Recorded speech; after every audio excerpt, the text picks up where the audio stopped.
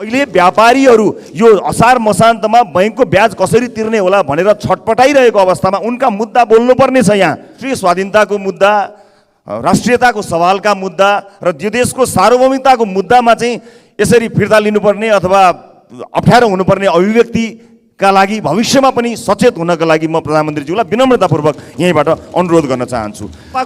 सभापतिका हैसियतले मेरो आफ्नै हस्ताक्षर छ र यही सदनबाट, नेपाली जनताले चुनेको सदनबाट उहाँ त्यो हस्ताक्षर सहित प्रधानमन्त्री हुनुभएको भन्ने कुरामा हामी निर्धक्क थियौँ, ढुक्क थियौँ। माननीय सभामुख महोदय, सबभन्दा पहिला त यसभन्दा अघिल्लो 2 दिन अगाडि संसदमा जुन किसिमले रासोपालाई बाइपास गरेर आफ्ना कुराहरू राख्न दिइएन, हामी त्यसमा घोर आपत्ति जनाउन चाहन्छौँ।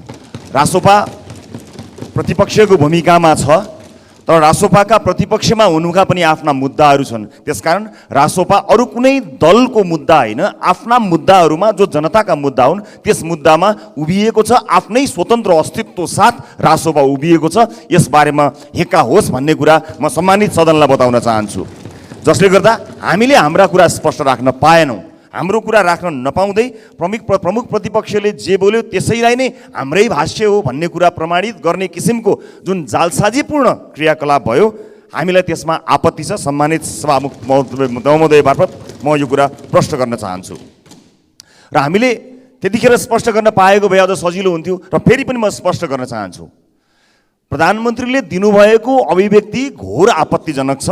त्यसका लागि प्रधानमन्त्रीले स्पष्टीकरण दिनुपर्छ भन्ने हाम्रो धारणा हो। प्रधानमन्त्रीले खुलेर यसबारेमा बताउनु पर्नेछ, सदनलाई बताउनु पर्नेछ। हामीलाई लाग्छ कि हामीले यही सदनबाट अझ रासोपाको सभापतिका हैसियतले मेरो आफ्नै हस्ताक्षर छ र यही सदनबाट, नेपाली जनताले चुनेको सदनबाट उहाँ त्यो हस्ताक्षर सहित प्रधानमन्त्री हुनुभएको भन्ने कुरामा हामी निर्धक्क थियौँ, ढुक्क थियौँ। तर प्रधानमन्त्रीले त छिमेकी राष्ट्रले बनाउने, प्रधानमन्त्री बनाउने सार्वभौम देशको अस्तित्वलाई नै एउटा प्रश्न खडा गर्ने किसिमले जुन अभिव्यक्ति दिनुभयो त्यो आपत्तिजनक छ। त्यो कुरा हामीले हाम्रो तर्फबाट हाम्रो ढङ्गले भन्न पाउनु पर्थ्यो सभामुख महोदय, त्यो हामीले भन्न पाएनौँ। यसमा प्रधानमन्त्रीज्यूले स्पष्ट जवाब दिनुहुनेछ भन्ने विश्वास मैले लिएको छु र प्रधानमन्त्रीज्यूलाई पनि म अलिकति सचेत पनि हुन अनुरोध गर्न चाहन्छु कि कहिले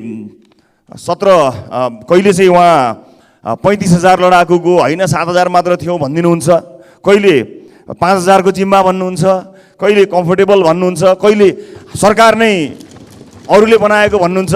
आफ्नो भनाइमा अलिकति स्पष्ट हुन प्रधानमन्त्रीज्यूलाई म अनुरोध गर्न चाहन्छु। र विशेष गरेर अन्य मुद्दा त राजनीतिक कुरा होलान्, तर राष्ट्रिय स्वाधीनताको मुद्दा, राष्ट्रियताको सवालका मुद्दा र यो देशको सार्वभौमिकताको मुद्दामा चाहिँ यसरी फिर्ता लिनुपर्ने अथवा अप्ठ्यारो हुनुपर्ने अभिव्यक्तिका लागि भविष्यमा पनि सचेत हुनका लागि म प्रधानमन्त्रीज्यूलाई विनम्रतापूर्वक यहीँबाट अनुरोध गर्न चाहन्छु। र मिटर ब्याज सम्बन्धी अध्यादेशका विषयमा सभामुख महोदय, हामीले हाम्रो धारणा स्पष्ट राखेका छौँ। म अझै पनि यहाँ भन्न चाहन्छु, सत्ता पक्षका कुन दल र कुन नेताको स्वार्थका लागि त्यो अन्तिम दिनमा यहाँ ल्याइयो, यो कुरा पनि स्पष्ट होस्। रासोपा मिटर ब्याज सम्बन्धी सरकारले अध्यादेश मार्फत ल्याएको यो विषयमा स्पष्ट छ, मिटर ब्याज पीडितहरूको पक्षमा छ, सरकारलाई साथ दिन तयार छ। तर किन त्यसलाई अन्तिम दिनमा ल्याइयो? कुनै पनि बेला कुनै पनि समयमा संसद अवरुद्ध हुन सक्ने यथार्थलाई हामीले जानेका छौँ, बुझेका छौँ। तर यो जान्दा जान्दै अन्तिम दिनमा ल्याइएको कुरामा विरोध गर्न चाहन्छ र रासोपा खडा भएको छ, उभिएको छ। बरु सत्ता पक्षभित्रको कुनै दल या दलका नेताहरू पो जोगाउनतिर लागिरहेका छन् कि म स्पष्ट होस् भन्ने कुरा अनुरोध गर्न चाहन्छु। सम्माननीय सभामुख महोदय, यसलाई अझै पनि सके सभामुख महोदय, महत्त्वपूर्ण विषय छ सभामुख महोदय, यसलाई अझै पनि सरकारले चाहिँ यो अध्यादेश 0 मा गए पनि प्रतिस्थापन विधेयक मार्फत चाह्यो भने 15 दिनमा गर्न सक्ने व्यवस्था छ अथवा अन्य व्यवस्थाहरू छन्। इच्छुक दलले हामीले कमिटमेन्ट गरे जसरी आजै कमिटमेन्ट गरिदिए पनि भयो, हामी तयार छौँ। यसलाई अगाडि बढाउनु पर्यो, पीडितहरूलाई पीडा दिनु भएन।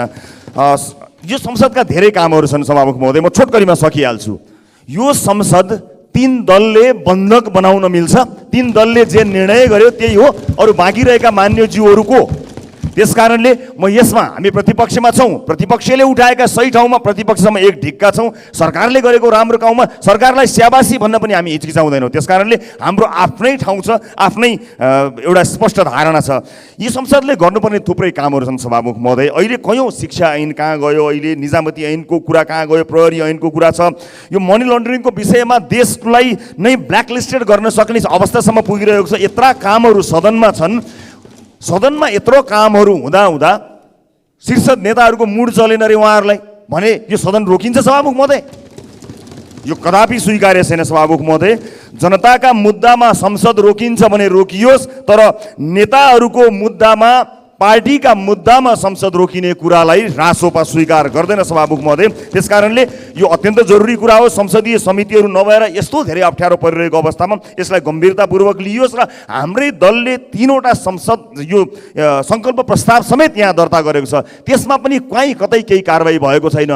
यो क्लोजिङको समय सभामुख महोदय, अहिले व्यापारीहरू यो असार मसान्तमा बैंकको ब्याज कसरी तिर्ने होला भनेर छटपटाइरहेको अवस्थामा उनका मुद्दा बोल्नुपर्ने छ। यहाँ कयौँ राजनीतिक कर्मीहरू मैले निर्ममतापूर्वक भन्नुपर्ने हुन्छ, न व्यापार छ, न व्यवसाय छ, न जागिर गर्नुभएको छ, तैपनि सानको जिन्दगी बाँचिरहनु भएको छ। तर जसले व्यापार व्यवसाय जागिर गरेर बाँचेको छ, आज यो असार मसान्तमा बैंक ब्याज तिर्न नसकेर उहाँहरूको अवस्था दयनीय हुने अवस्थामा आएको छ। त्यसमा बोल्नु पर्दैन? मिटर ब्याज पीडितका बारेमा अगाडि बोल्नु पर्दैन? अहिले सहकारीले ठगेका मान्छेहरू कयौँ मान्छेले आत्मदाह गरेका छन् सभामुख महोदय। यो माइती घरमा अहिले लाइन लागेर बसेका छन्, तिनका मुद्दामा बोल्नु पर्दैन? सदन रोकिन्छ भने जनताको त्यस्ता मुद्दामा रोकिन्छ। लाखौँ मान्छेहरूलाई पीडित बनाएर बाटो अवरुद्ध छ। यो आपतकालमा के तयारी गरिरहेको छ सरकारले त्यसबारे अनभिज्ञ रहेर जति प्रतिप्रति अहिले रोपाईँको समयमा सभामुख महोदय 30% पनि रोपाईँ भएको छैन, खाद्य सङ्कटको समस्या आएको छ।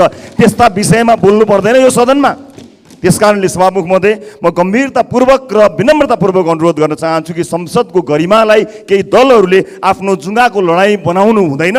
प्रतिपक्षको भूमिकामा रहँदा रासोपाको आफ्नै अस्तित्व छ, प्रतिपक्षमा छ। प्रतिपक्ष दलहरूसँग एक ठाउँमा उभिने ठाउँमा एक ठाउँमा उभिन्छौँ, फरक मत भएको ठाउँमा फरक मतमा उभिन्छौँ र सरकारले गरेको राम्रो कामलाई खुला हृदयले साथ दिन्छौँ। सरकारले अहिले भ्रष्टाचार विरुद्ध अभियान जुन थालेको छ, सरकारलाई हामी स्याबास भन्न चाहन्छौँ, तर ज्वरोसम्म पुग्नु पर्यो, हाँगाबिगा काटेर भएन, यही भन्न चाहन्छौँ। र अन्त्यमा सभामुख महोदय फेरि पनि म भन्न चाहन्छु, यो मिटर ब्याज सम्बन्धी अध्यादेश जुन 0मा गएको छ त्यसलाई बिउताउनको निमित्त, त्यसलाई एउटा प्रतिस्थापन विधेयक मार्फत ल्याउनका लागि राष्ट्रिय स्वतन्त्र पार्टी स्पष्ट रूपमा तयार छ। हामी तयार छौँ। यो सदन तयार हुनु पर्यो र जनताका यस्ता मुद्दाहरूलाई अगाडि बढाउनको निमित्त, कयौँ ऐनहरूलाई लगाउनको निमित्त र संसदीय समितिहरूलाई पनि सुचारू गर्नको निमित्त तयार हुनु पर्यो भन्ने अनुरोध गर्दै आफ्नो भनाइ टुङ्ग्याउँछु। धन्यवाद।